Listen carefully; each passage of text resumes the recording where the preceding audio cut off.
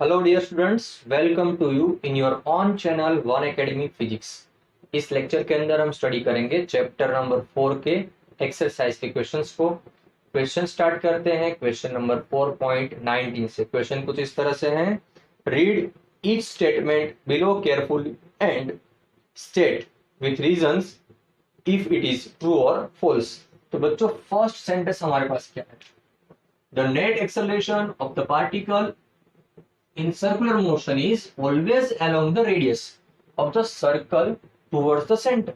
Okay, तो ये sentence true है या फॉल्स? तो बच्चों यहाँ पे हमने बोल दिया सेंटेंस फॉल्स है। क्यों? क्योंकि ये तभी पॉसिबल होता है जब particle uniform circular motion perform करता है।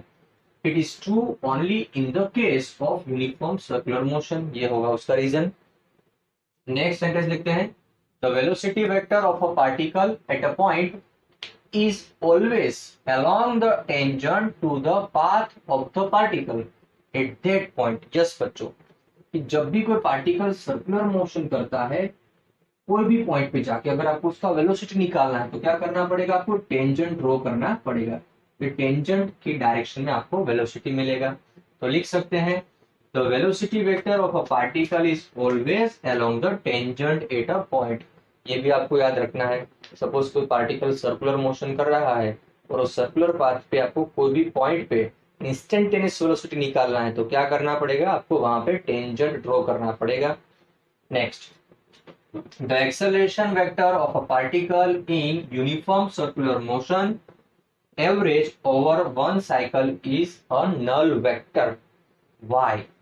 बच्चों ये आंसर तो ट्रू है। आंसर में क्या आएगा? ट्रू आएगा, क्योंकि सेंटेंस ट्रू है। बट ऐसा क्यों होता है? तो देख लो यहाँ पे, सपोज हमारे पास ये कोई पार्टिकल यूनिफॉर्म सर्कुलर मोशन कर रहा है।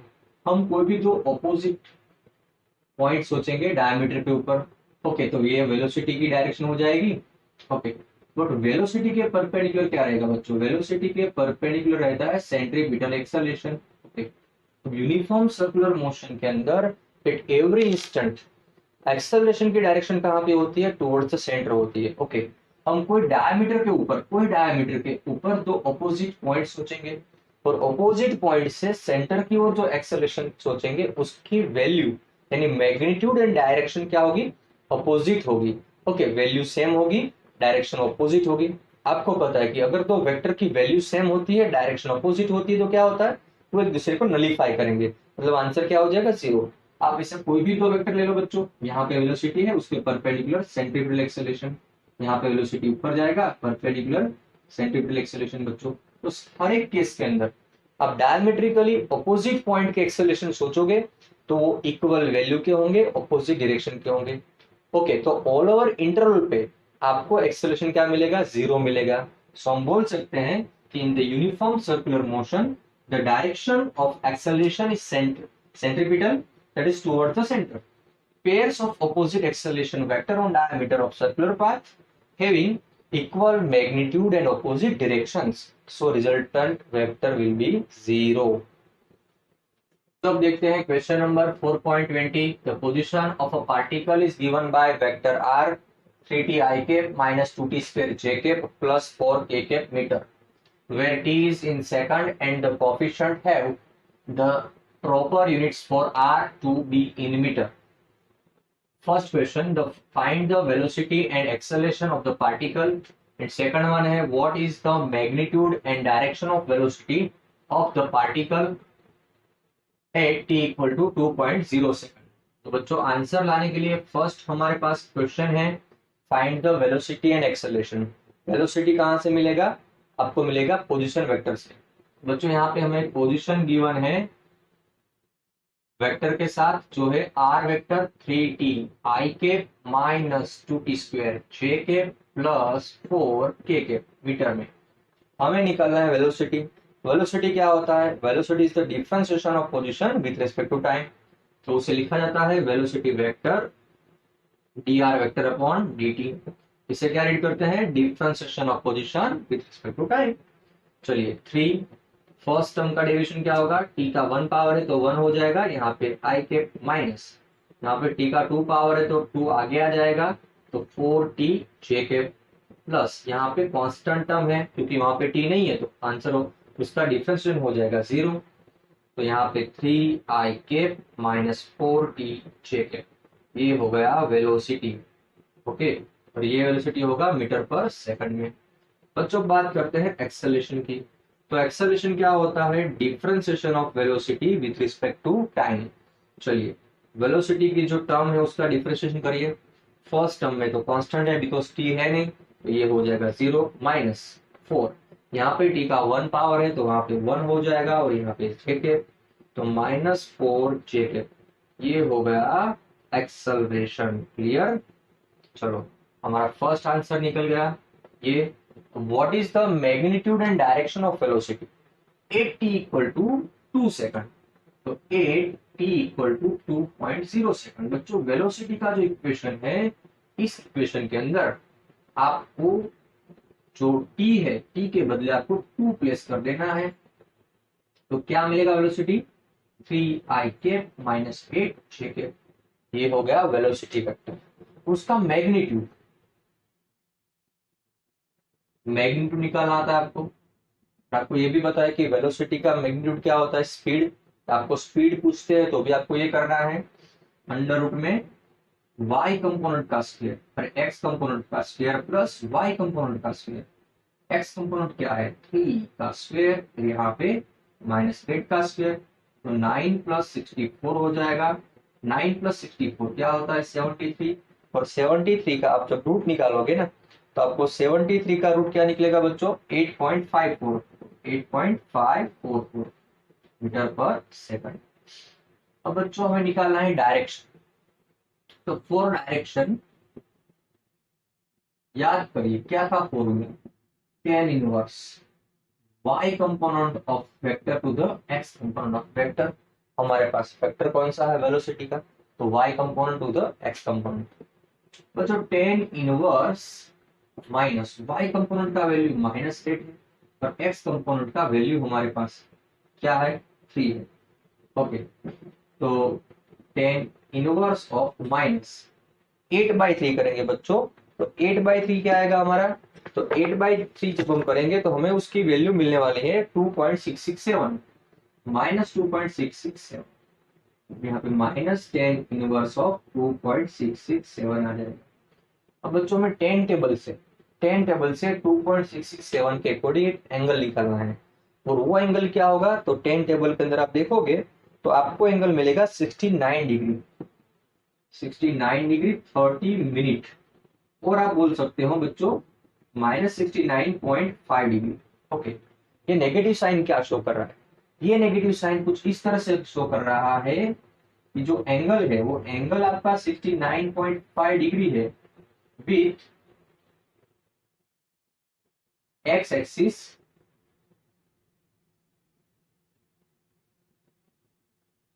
Below the axis. ये जो एंगल हमारा बन रहा है वो बिलो द एक्स एक्सिस बन रहा है, इसलिए हमारी साइन क्या आ गई? नेगेटिव। ओके बच्चों, कि हम जनरली जो भी एंगल मेजर करते हैं ना, वो पॉजिटिव एक्स के साथ यानी अपवर्ड साइड में मेजर करते हैं एंगल। बट जब हम एंगल को डाउनवर्ड मेजर करते हैं तो एंगल क्या होता है? नेगेटिव होता है। तो आपको जो यहाँ पे माइनस साइन है वो यही शो कर रहा है कि नेगेटिव साइन बच्चों is showing that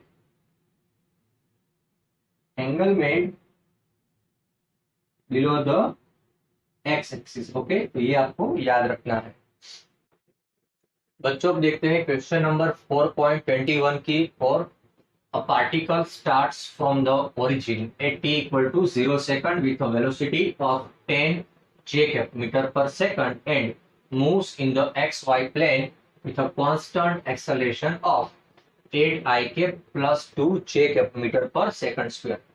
At what time is the x coordinate of the particle 60 meter? What is the y coordinate of the particle at that time? What is the speed of the particle at that time? तो question कुछ इस तरह से है। हमें क्या given है बच्चों? यहाँ पे हमें कहा है कि पार्टिकल मोशन स्टार्ट कर रहा है t इक्वल टू 0 टाइम पे, तो उसका इनिशियल वेलोसिटी हमें गिवन है 10 j के। ओके, ये है y डायरेक्शन के अंदर। एक्सेलरेशन हमें गिवन है 8i के प्लस 2j के। Is it clear to you बच्चों? अब बात करते हैं कि पोजीशन वेक्टर क्या होगा बच्चों। यहाँ पे पोजीशन वेक्टर होगा r0 plus v0t plus half at square. बच्चों t इक्वल टू 0 टाइम पे आपको पता है कि इनिशियल पोजीशन वेक्टर क्या हो जाएगा 0। तो यहाँ पे हमारा इक्वेशन बनेगा v0t plus half at square. चलिए वैल्यू प्लेस कर लेते हैं v0 की। क्या होगा 10j के t प्लस हाफ एक्सेलरेशन का वैल्यू 8i के प्लस 2j के टी स्क्वायर। क्लियर है? ओके चलो अब देखिए 10j के टी, हम क्या करेंगे t को आगे लिख लेंगे, j के पीछे 1/2 इंटू 8 यानी 4, टी स्क्वायर मल्टीप्लाई होगा तो i के प्लस 2 कट हो गया तो टी स्क्वायर j के।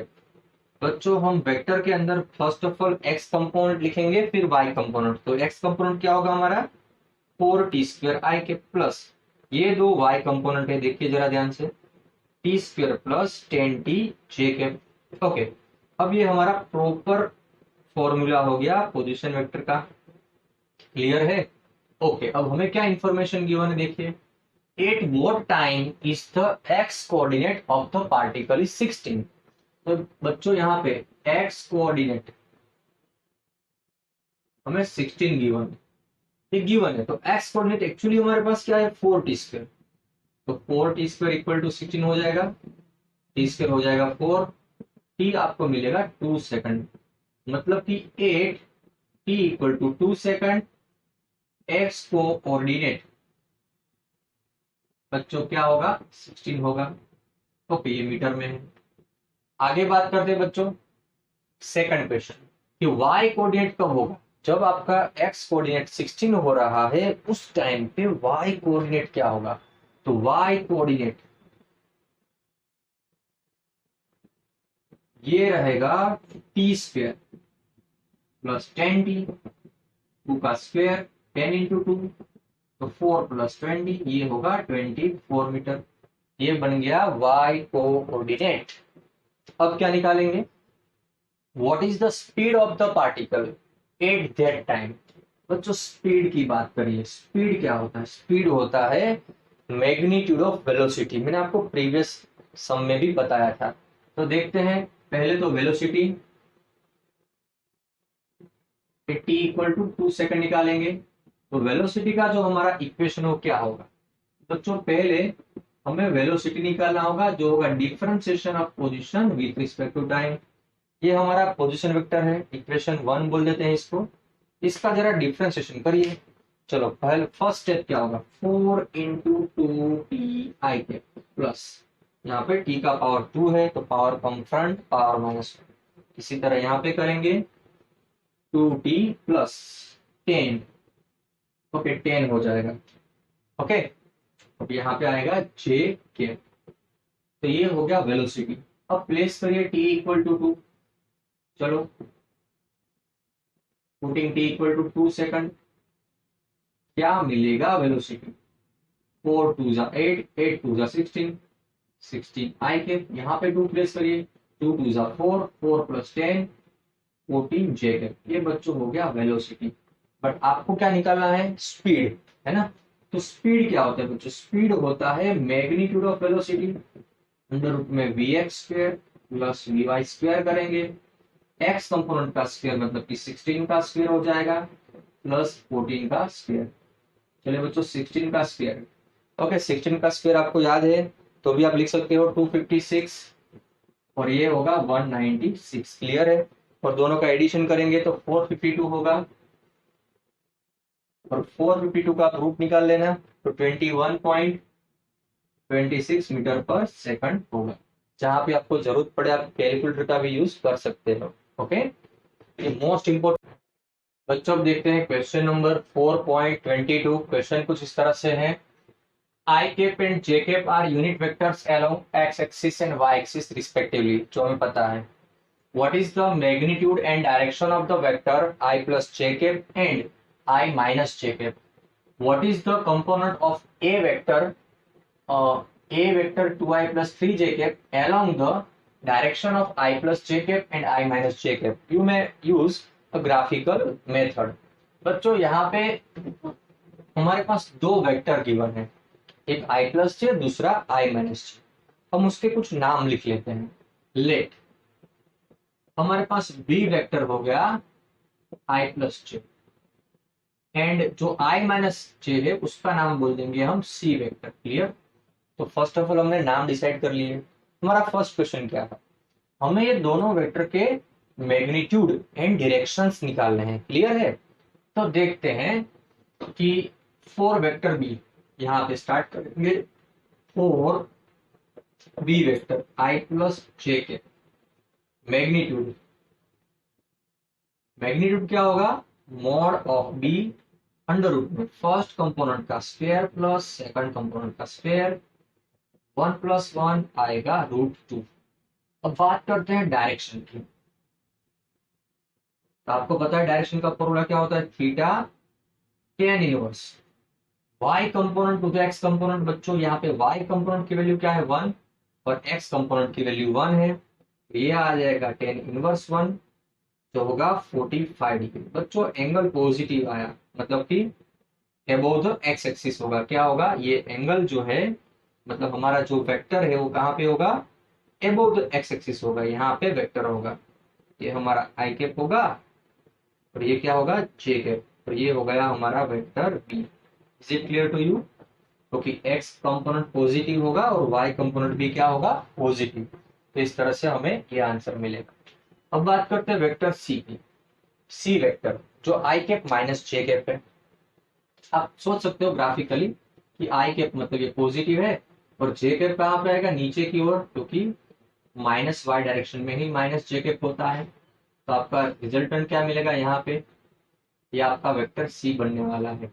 ओके, चलिए स्टार्ट करते हैं. पहले बात करेंगे मैग्नीट्यूड की. तो मैग्नीट्यूड क्या होगा बच्चों, यहाँ पे वो होगा mod of c under root में 1 square plus minus 1 square. It means 1 plus 1 जो होगा √2. ओके, अब बात करते हैं डायरेक्शन की. डायरेक्शन क्या होगा, theta tan inverse y component और x कंपोनेंट. y कंपोनेंट आपका नेगेटिव है -1/1. बच्चों यहाँ पे आएगा tan इनवर्स -1 यानी minus of tan inverse 1. Minus बाहर निकल गया, ये हो गया -40 degree. It means it is below the x axis और ये हमें ऑलरेडी पता है डायग्राम से कि c वेक्टर है वो बिलो द x एक्सिस है. ओके, इसीलिए तो यहाँ पे -45 डिग्री आया. तो ये थी बात मैग्नीट्यूड की एंड डायरेक्शन की. और मैग्नीट्यूड डायरेक्शन के फॉर्मूला भी आपको पता है, तो वही फॉर्मूला हमने यहाँ पे अप्लाई किए हैं.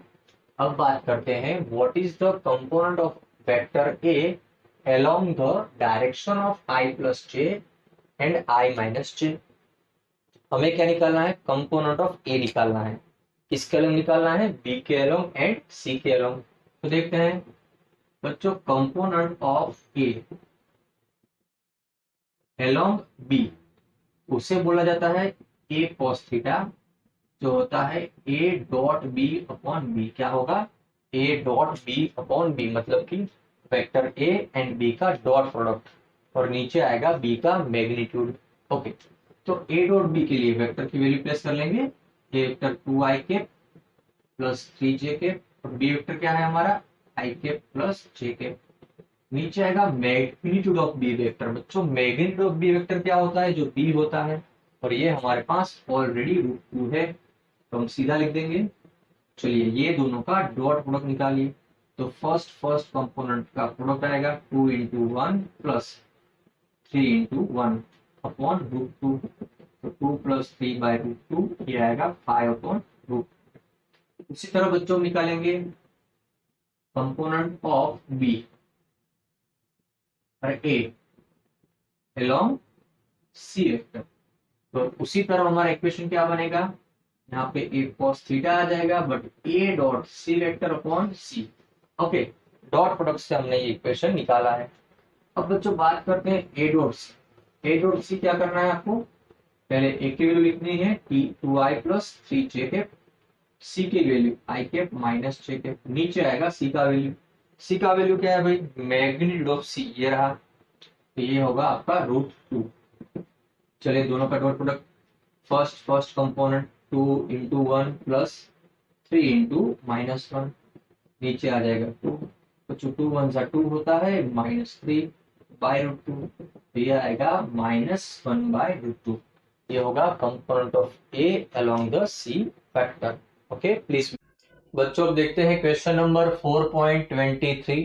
क्वेश्चन कुछ इस तरह से है, for any arbitrary motion in space which of the following relations are true. First relation है v average equal to half velocity at time t1 plus velocity at time t2। तो बच्चों ये रिलेशन ट्रू है, ये relation true है, but when only for uniform accelerative motion के लिए। Okay बच्चों, अब बात करते हैं v average is equal to R t2 minus R t1 by t2 minus t1। क्या ये इक्वेशन ट्रू है? यस बच्चों, ये इक्वेशन एब्सोल्युटली ट्रू है। This equation is true for any arbitrary motion, this is true for any arbitrary motion. Clear? अब बच्चों बात करते हैं थर्ड इक्वेशन जो सी है हमारा, r t equal to r0 plus v0 t plus half at²। तो ये तो आपको ऑलरेडी पता है कि ये इक्वेशन ट्रू है, it is true for only for uniform accelerative motion के लिए। बच्चों बात करते हैं डी इक्वेशन की, जो है v t velocity at time t equal to initial velocity plus acceleration into time. तो बच्चों ये इक्वेशन भी हमारा ट्रू है, जो भी हमें पता है किसके लिए ट्रू है, it is only for uniform accelerative motion के लिए। In the last one, A average equal to V t2 minus V t1 by t2 minus t1। बच्चों difference of velocity to the time difference का ratio, तो ये equation हमारा true है, it is for any arbitrary motion. Clear? तो इस तरह से बच्चों दो इक्वेशन E एंड B, ये दोनों इक्वेशन कोई भी आर्बिट्ररी मोशन के लिए ट्रू है, बाकी के इक्वेशन यूनिफॉर्म एक्सेलरेटिव मोशन के लिए ट्रू है, जो आपको याद रखना है।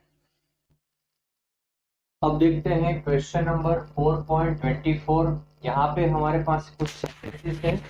Read each statement below carefully and state with reasons and example if it is true or false for a given sentence।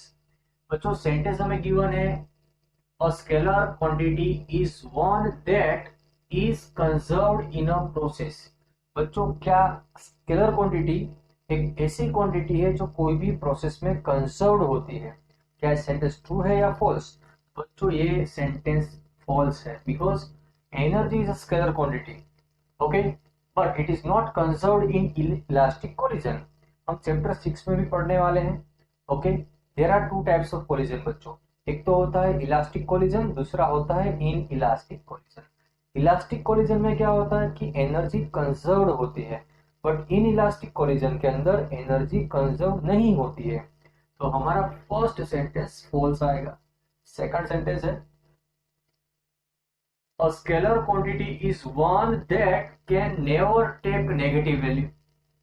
बच्चों स्केलर क्वांटिटी को नेगेटिव वैल्यू नहीं हो सकती है। क्या ये ट्रू है? No, it is also false, because temperature, बच्चों टेम्परेचर स्केलर क्वांटिटी है। आपको पता है कि विंटर में या तो पोल्स पे टेम्परेचर माइनस में भी होता है, बिलो द जीरो। अगर टेम्परेचर जीरो के बिलो हो जाएगा तो नेगेटिव हो जाएगा, तो quantity scalar quantity may have a negative value, that's why this sentence is also wrong, we can say it is false। temperature is scalar quantity, sometimes it has a negative value। then third one, a scalar quantity is one that must be dimensionless। बच्चों scalar quantity एक ऐसी quantity है जो dimensionless, ये भी गलत है। अभी हमने बात करा भाई टेम्परेचर स्केलर क्वांटिटी है तो उसका डायमेंशन है K1। ओके, उसी तरह हम यहाँ पे एग्जांपल लेते हैं इलेक्ट्रिक करंट का। Electric current is a scalar quantity but it is a dimension. लिखते हैं डायमेंशन फॉर्मूला, क्या लिखते हैं? m0 l0 t0 a1 है ना। इसी तरह कोई भी स्केलर क्वांटिटी आप ले लो तो उसको कहीं ना कहीं डायमेंशन फॉर्मूला होगा। कुछ क्वांटिटीज को नहीं भी होता है, बट सारे क्वांटिटी को डायमेंशन फॉर्मूला 0 होगा, ये गलत बात है। The next, a scalar quantity is one that does not vary from one point to another point in a space। तो बच्चों ये भी फॉल्स है। यहाँ पे हमने एग्जांपल लिखा है इलेक्ट्रिक पोटेंशियल का, ये आप पढ़ने वाले हो क्लास 12 के अंदर। इलेक्ट्रिक पोटेंशियल एक ऐसी क्वांटिटी है जो एक पॉइंट से दूसरे पॉइंट की ओर जाने से वेरी होती है, इसलिए हम इलेक्ट्रिक पोटेंशियल का डिफरेंस को ध्यान में लेते हैं। बच्चों इसके अलावा आप सिंपल सा एग्जांपल ले लो टेम्परेचर का, है ना। अर्थ की सरफेस पे या हर एक जगह पे टेम्परेचर सेम नहीं होता है। कोई एक सिटी पे टेम्परेचर कुछ अलग होगा, दूसरी सिटी पे टेम्परेचर अलग होगा, है ना।